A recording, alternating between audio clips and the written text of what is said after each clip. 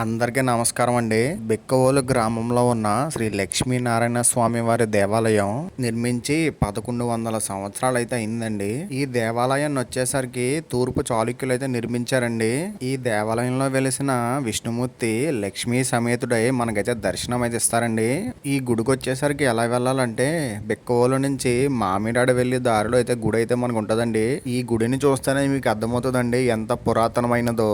బిక్కవోలు గ్రామ క్షేత్రానికి క్షేత్రపాలకుడు వచ్చేసరికేమో విష్ణుమూర్తి అండి. రాజులు భారతదేశం మీద దండయాత్ర చేసినప్పుడు ఈ దేవాలయాన్ని కూడా ధ్వంసం చేసినట్టయితే మనకు తెలుస్తుందండి.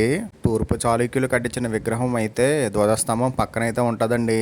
ఆ తర్వాత దేవాదాయ శాఖ వారు మరియు బెక్కోలు గ్రామస్తులు కలిపి లక్ష్మీనారాయణ స్వామిని అయితే గుడిలో ప్రతిష్ఠించారండి. ఈ గుడి వచ్చేసరికి కాకినాడ నుంచి ఏమో 30 కిలోమీటర్లు, రాజమండ్రి నుంచి అయితే 40 కిలోమీటర్ దూరంలో అయితే ఉంటుందండి.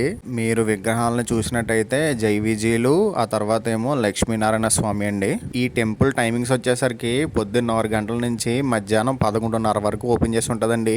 మళ్ళీ సాయంత్రం 5 గంటల నుంచి నైట్ 8 గంటల వరకు అయితే ఓపెన్ చేసి ఉంటుందండి.